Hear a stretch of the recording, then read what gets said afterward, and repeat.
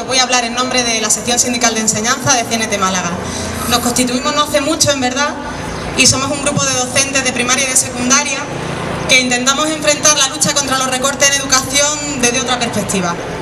En verdad hay que decir que el recorte educativo desde 2010 viene siendo de 7.298 millones de euros. Para que os hagáis una idea, es lo equiparable a eliminar así de un plumazo todo el sistema educativo andaluz, desde el 2010. ¿Cómo se hace? Pues reduciendo en becas, en transporte, en comedor, en infraestructura, en salario y también, por supuesto, reduciendo en plantilla. Sacan un real decreto que consiste en que hay que eliminar personal. ¿Y cómo lo hacen? Pues cargándole ese muerto a las comunidades autónomas, que son realmente las que tienen el peso del salario de los profesores y de las profesoras. Se aumentan las horas de clase, se aumenta la ratio. ¿En qué se traduce eso? Que tenemos más de 20.000 docentes menos en todo el Estado en los últimos años. Se eliminan también progresivamente todos los proyectos de colaboración con las comunidades, los proyectos de nuevas tecnologías, de gratuidad de libros de texto y todo este tipo de historias. En este clima, hace un par de días creo que fue, Montserrat Comendio, que es la secretaria de Estado de Educación, es decir, la segunda de a bordo de nuestro ínclito Bert, al que amamos y adoramos, se permite decir que en realidad los problemas que tenemos en educación vienen porque toda la inversión educativa se ha desviado, literalmente esa palabra, a mejorar el salario de los docentes. Os tenemos que recordar que los docentes tenemos el salario congelado desde, yo ya ni me acuerdo, yo creo que desde el Cretácico por lo menos, y 4 años, y además tenemos la parte, en Andalucía en concreto, tenemos la paga extraordinaria de junio y diciembre recortada a la mitad, desde hace 2 años ya. En esta situación de recorte, se inventan esta ley nueva de la que seguro habéis oído hablar, que se llama LOMCE, Ley Orgánica por la Mejora de la Calidad Educativa, que ni siquiera es una ley, es un refrito de la ley educativa anterior con un nuevo preámbulo y una nueva articulación, y ya está. Y realmente es una ley ideologizada, reaccionaria, que mercantiliza la educación y refuerza la estructura piramidal y autoritaria de los centros.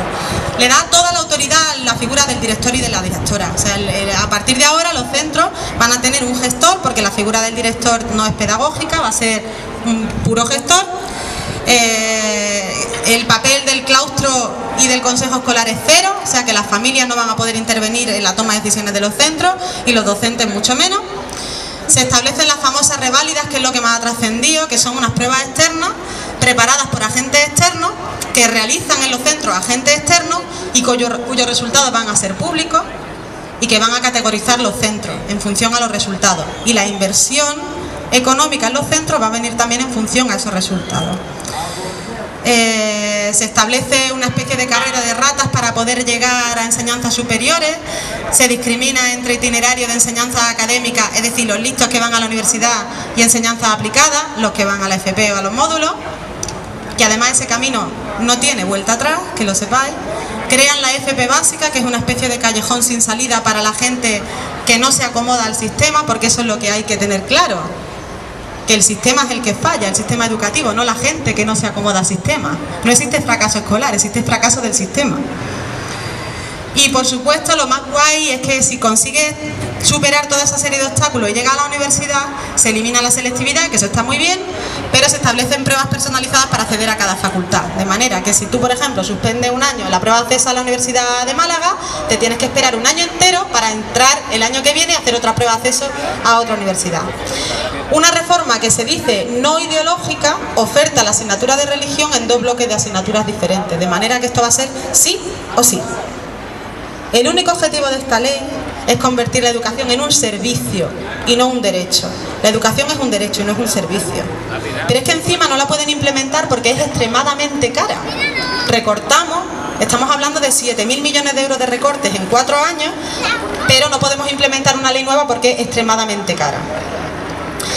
Hay que decir también que esta ley es la que más consenso ha tenido en la historia de la humanidad de las leyes educativas, porque todo el mundo ha estado en contra, o sea, no se puede tener más consenso. Sin embargo, el mismo día que se aprueba y que el arco parlamentario se posiciona un bloque completamente en contra, menos UPyN, que se abstienen porque les vendría bien, y el resto del arco que se opone y por supuesto la mayoría absoluta que la aprueba, Ese mismo día el ministro Wert dice que está abierto al diálogo. Hay que decir que de todas las enmiendas que se han presentado al 11, solo se han aceptado las propuestas por la Conferencia Episcopal, que dice mucho. Y ante todo esto, ¿cuál es el papel del sindicato tradicional? De comisiones, de UGT, de toda esta gente. ¿Cuál es el papel? Ninguno. Han convocado unas cuantas huelgas generales con un seguimiento dispar, pero en realidad el movimiento se está haciendo de otra manera. Han surgido las mareas y luego también está nuestra forma de movilizarnos. Nuestra forma está opuesta a la representación unitaria de los sindicatos tradicionales. Nosotros y nosotras actuamos de acuerdo a lo que se llaman las 3 no. No sindical, no subvenciones, no liberados y no elecciones sindicales. La asamblea es nuestra única herramienta de lucha y además que la acción directa es que es la única opción ante el delegacionismo de este tipo de sindicatos. La única forma de actuar es desde dentro y pidiendo la implicación de la comunidad educativa. Nosotros no pedimos vuestro voto, pedimos vuestra solidaridad. Somos conscientes que todo lo que se ha hecho antes, porque tenéis que saber que una de las grandes preocupaciones de la CNT siempre ha sido la formación, porque mantenernos en la ignorancia es la única forma de que no luchemos y de que no nos levantemos. Y lo vuelven a hacer. Lo que pasa es que ahora no lo pueden hacer como lo hacían en la Edad Media, metiendo la cultura en los monasterios. Lo que hacen es, por ejemplo, subirnos el IVA de la cultura al 21%, para que no podamos ir a los teatros, para que no podamos comprar libros, para que no podamos ir al cine, todo este tipo de cosas. Y nosotros y nosotras somos conscientes de que la realidad económica del sindicato ahora mismo nos impide crear escuelas libertarias, ateneos, como nos gustaría, implantar escuelas libertarias, pues como la seta por todos sitios. Lo que hacemos es intentar implementar prácticas educativas libertarias dentro de la escuela pública en la medida de lo posible, pero atención, escuela pública, no estatal, que es lo que tenemos ahora mismo. Ahora mismo lo que tenemos es una escuela que es un engranaje más del Estado y de la ideología estatal, y ya está. Y nosotros y nosotras intentamos que nuestro tipo de enseñanza esté de acuerdo con los principios de la educación libertaria, que más o menos son libertad del individuo, contra toda autoridad, autonomía del individuo, la interacción con el mundo y la realidad social como modelo de acceso al saber, y la coeducación de sexos, que se me olvida decir también eso, que la 11 subvenciona ahí a cara perro a los centros que segregan por sexo. Entonces nosotros y nosotras lo que queremos es invitaros a que os unáis a la sección, porque la comunidad educativa no es el colegio y no somos solo los docentes y las docentes. Eso es una de las cosas que nos vende el sistema, que la educación eso es un servicio. Yo pago por tener a mi hijo o a mi hija en un centro y ahí que se encarguen. No, la comunidad educativa sois todos y todas. Entonces nosotros y nosotras os pedimos que os impliquéis en el movimiento de lo que sea, de la lucha contra los recortes, de una reivindicación de una escuela pública digna para todos y para todas, para vuestros hijos, los nuestros, vuestros sobrinos, vuestras sobrinas, quien sea, porque al fin y al cabo la educación somos todos y todas. Y os aseguro que no hay nada que le guste más al poder y al sistema que un pueblo ignorante. Así que leed, uniros a la sección, y os voy a dejar con mi compañera Nuria, que os va a decir algunas de las perlitas de la 11 que os van a encantar también mucho y os vais a divertir mucho. Un monólogo del humor.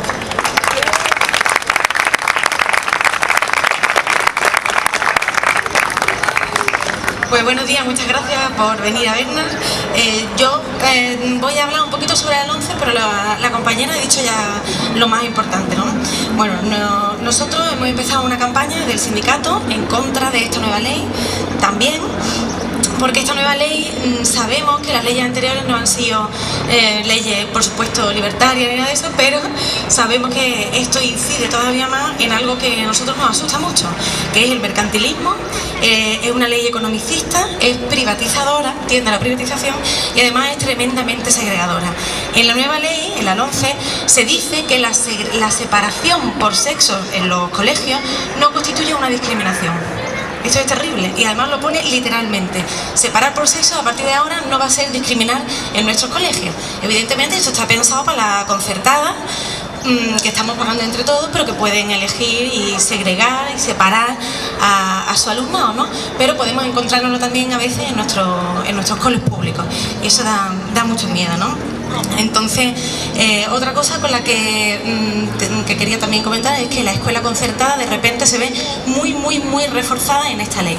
Es verdad que desde el PSOE tenemos una escuela concertada que no tiene ningún sentido, porque es una escuela que está en más del 95% en manos de la Iglesia Católica y estamos pagando entre todos, que no es pública, eligen profesorado, eligen alumnado, la enseñanza de la religión es obligatoria, etcétera, etcétera, ¿no? Pero con esta ley se refuerza terriblemente. Suponemos que para que se hagan colegios élite y colegios guetos. El problema es que nuestra nueva ley va a hacer colegios guetos, que serán los colegios públicos, y colegios élite, que serán los concertados para esa supuesta clase media que no participa de los privilegios de la clase poderosa, pero sí defiende a capa y espada sus ideales. Entonces, pues eso también nos da mucho miedo. Por otra parte, la LOMCE va a suponer un montón de trabas para todas nuestras alumnas y para todos nuestros alumnos, para permanecer en la escuela y para ir superando los escalones de los que hablaba mi compañera, ¿no? Reválidas que tienen tufillo a cosas ya pasadas o quizás no tanto, y por pruebas supuestamente objetivas a las que se va a someter a nuestras alumnas y a nuestros alumnos, que duran muchísimas horas, que son muy duras para ellos y para ellas, y que además van a suponer un buen beneficio, un buen negocio para unas cuantas empresas privadas que serán las que hagan las pruebas, las que las distribuyan, las que hagan libros de texto para preparar las pruebas, etcétera, etcétera. Aparte de eso, los abaratamientos de costes ya lo sabemos, los recortes, etcétera, etcétera.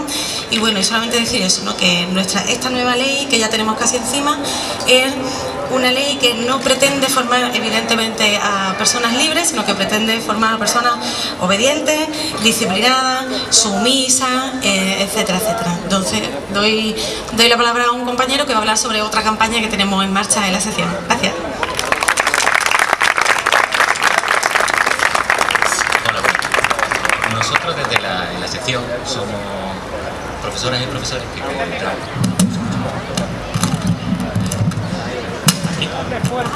¿Ahora? Sí. La sección de enseñanza la conformamos profesoras y profesores que trabajamos, como bien ha dicho nuestra compañera Cristina, en la enseñanza estatal, aunque lo que nos gustaría sería trabajar en una enseñanza pública de verdad. Y lo que pretendemos desde la sección es, desde dentro de esa enseñanza estatal en la que estamos, ir poco a poco desvelando y denunciando todas aquellas políticas que se van haciendo desde dentro, que va haciendo el gobierno, que al final va actuando como un patrón más. Y una de ellas, en las que ahora estamos inmersos, es el tema del bilingüismo en los institutos de secundaria. La palabra bilingüismo nos suena muy bien a todos, de entrada a todos nos parece fantástico que los chavales y las chavalas y nosotros mismos pues aprenden el idioma, fundamentalmente en este caso lo que se trabaja es el inglés, para manejarlo. Pero la Junta de Andalucía, que tiene un gobierno de izquierda que se llama a sí mismo y que maneja muy bien las palabras, sabe utilizarlas muy bien para ocultar otra cosa. Yo creo que todos nos acordamos de hace 30, 40 años, algunos más, cómo en los colegios las clases se ordenaban por niveles, y al final estaban las clases de los que se consideraban más listos, las clases de los chavales normalitos, y la clase aquella en la que estaban los chavales, los cuales, pues, por ser más rebeldes, más desobedientes, no gustarles, no querían estudiar. Eso parecía que se había acabado, pero esto está volviendo ahora mismo a la escuela, y además esa escuela que se llaman así mismo públicas. ¿Cómo lo hacen?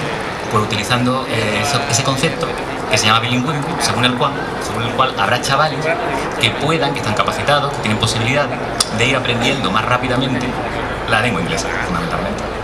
Y hay otros chavales que tienen ciertas dificultades, esa es la excusa que se pone desde la escuela, y que ya no son capaces. Con lo cual volvemos actualmente al mismo sistema. Vuelve a haber clases en las cuales ciertos chavales se agrupan atendiendo a que son normalmente más obedientes y más buenos chicos. Y ciertas clases en las cuales, que casualmente coincide con determinadas circunstancias socioeconómicas, van juntos esos chavales a los cuales pues les cuesta más trabajo. Claro, la excusa siempre es la del bilingüe. Nosotros de la sección pues nos estamos planteando desde el principio denunciar esto, desvelarlo, y que al menos llegue el mensaje a todos nosotros de que cuando pasamos delante de un centro educativo y veamos una de esas placas que coloca la Junta de Andalucía en blanco y verde, que pone centro bilingüe, que al menos seamos conscientes y sepamos lo que ocurre allí dentro. Es exclusivamente eso, solamente eso.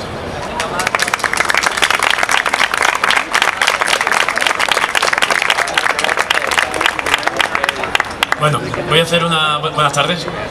Voy a hacer una pausa reivindicativa y voy a leer un texto de Elisée Reclus, que seguramente algunos de vosotros conoceréis. Es un geógrafo de finales del siglo XIX.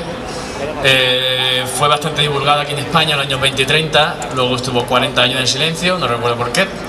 Y a partir de los 70 se ha empezado a reivindicar un poco, pero bueno, yo lo quiero utilizar porque la verdad es que tenía una forma de analizar la geografía muy humana, y viendo también cómo, huyendo él, realmente el texto que os traigo es porque él huía de las ciudades, de la opresión, de la miseria, fruto al fin y al cabo de la propiedad privada de los medios de producción y de la industrialización, que son los dos grandes inventos que hacen florecer las ciudades, y se va al campo, a la montaña concretamente, a ver cómo vivían los campesinos y a conocer un poco la geografía de la zona.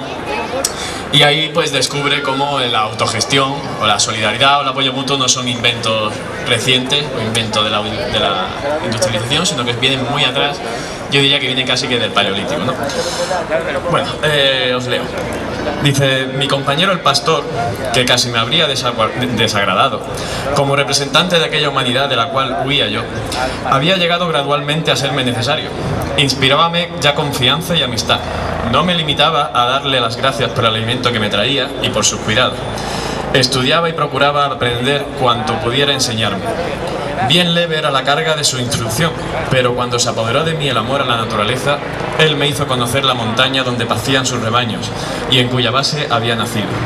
Me dijo el nombre de las plantas, me enseñó las rocas donde se encontraban cristales y piedras raras, me acompañó a las cornisas vertiginosas de los abismos para indicarme el mejor camino en los pasos difíciles. Desde lo alto de las cimas me mostraba los valles, me trazaba el curso de los torrentes y después, de regreso en nuestra cabaña ahumada, me contaba la historia del país y las leyendas locales. En cambio, yo le explicaba también cosas que no comprendía y que ni siquiera había deseado comprender nunca. Pero su inteligencia se abría poco a poco y se hacía ávida. Me daba gusto repetirle lo poco que sabía yo, viendo brillar sus miradas y sonreír su boca. Despertábase la fisonomía de aquel rostro antes cerrado y tosco. Hasta entonces había sido un ser indiferente y se convirtió en un hombre que reflexionaba acerca de sí mismo y de los objetos que lo rodeaban. Y al propio tiempo que instruía a mi compañero, me instruía yo, porque procurando explicar al pastor los fenómenos de la naturaleza, los comprendía yo mejor, y era mi propio alumno. Muchas gracias. Antes de que empiece Rafa con un tema de Pachi Andión que se llama El Maestro, ¿sí? Quería deciros que tenemos un blog que se llama educacioncntmálaga.wordpress.com y que lo visitéis, que colgamos muchas cosas y que quizá, bueno, no solo artículos relacionados con recortes y protestas, sino también artículos culturales y cosas que os pueden interesar, podéis comentar y sobre todo que os unáis a las mareas, que os unáis a la protesta contra los recortes en educación. Y ya os dejo con Rafa.